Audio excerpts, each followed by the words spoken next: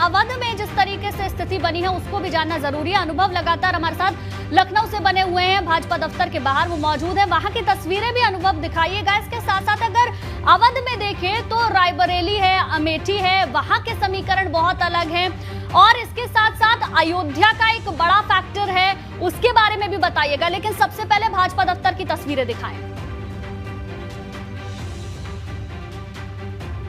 सबसे पहले आपको तस्वीर दिखाते हैं, क्योंकि बीजेपी को 255 तो अकेले खुद सीटें मिली हैं और लोकतंत्र में सबसे महत्वपूर्ण होता है जीत, महत्वपूर्ण होती है। तो बीजेपी को पूर्ण बहुमत मिला है और वो सरकार बनी है। हम आपको तस्वीर अगर दिखाएं तो आप देखिए, अभी उन्नाव सदर से जो जीते हैं बीजेपी के उम्मीदवार पंकज गुप्ता, वो पहुंचे हुए हैं यहाँ पर महामंत्री संगठन सुनील बंसल से मिलने के लिए। और हमें यहाँ पर अभी अमरपाल मौर्य भी दिखे, जो ऊंचा हार से चुनाव लड़े थे, वो जीत नहीं पाए लेकिन वो भी पहुंचे हुए हैं। तो बीजेपी पहुंचने का सिलसिला जारी है। उम्मीदवार जो हैं, जो जीते हुए कैंडिडेट हैं, जो विधायक बन चुके हैं, वो लोग पहुंच रहे हैं। और हालांकि ये कहा जा रहा है कि जो विधायकों की बैठक है वो आज नहीं हो सकता है कि कल वो बैठक हो, और उससे पहले तमाम सारे लोग शिष्टाचार भेंट करने के लिए आ रहे हैं। और जो बात आपने कही कि अवध में 10 सीटों का लगभग अंतर है, आप चौथे चरण को देखिए। अवध की ज़्यादातर सीटें कब थी? चौथे चरण में 59 सीटों पर चुनाव हुए थे।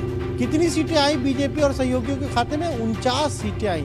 यानी अवध कहीं ना कहीं, जो पहले से ही अवध को माना जाता है कि बीजेपी के लिए एक सेफर एरिया है, वहाँ पर उसके लिए कोई मुश्किल नहीं होती है, तो वो इस बार भी चुनाव में दिखा। आप हरदोई देख लीजिए, सारी की सारी सीटें जीत गई बीजेपी। आप लखनऊ को देखिए, 9 में 7 जीत गई, 2 पर उसको नुकसान भी उठाना पड़ा।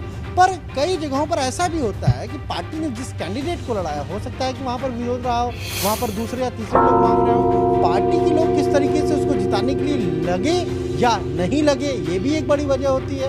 आप देखिए, लखनऊ में 2 सीटों पर हारी, पर मोहनलालगंज की सीट उठाकर देख लीजिए, कभी बीजेपी जीती ही नहीं वहाँ पर इस बार वहाँ जीत गई। क्यों जीत गई? क्योंकि बीजेपी ने एक रणनीति बनाई थी। एक सवाल 2017 में, एक सवाल और है अनुभव मेरा, अयोध्या के अगर समीकरण समझे तो अयोध्या में राम का नाम बार बार उठा, जो राम को लाए हैं हम उनको लाएंगे, ये बात सामने आई। लेकिन समाजवादी पार्टी वहां पर 2 सीट फिर भी जीत गई, तो वहां कौन सा फैक्टर काम किया?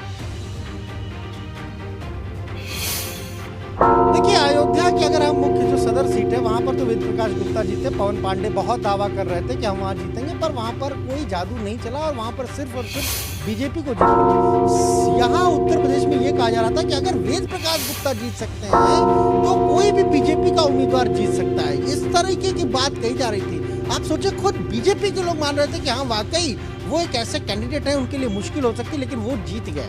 अब ये अलग बात है कि समाजवादी पार्टी वहां पर 2 सीटें जीत गई। देखिए, कई बार होता है कि वहां जिस पार्टी ने, दूसरी पार्टी ने जिसको टिकट दिया, हो सकता है ऐसे जातीय इक्वेशन हो कि उसको जिताने के लिए तमाम सारे लोग आए हो। इसी तरह आप अंबेडकर नगर को उठाकर देख लीजिए, एक भी सीट बीजेपी नहीं जीत पाई। तो यही रणनीति होती है और इसी रणनीति को लेकर पॉलिटिकल पार्टियां जो होती दिन रात काम करती हैं कि किस तरीके से सीटों को बढ़ाया जाए। पर अंत में यही कहूंगा कि सबसे ज्यादा महत्वपूर्ण क्या है? जीत महत्वपूर्ण है। और जीत किसको मिली है?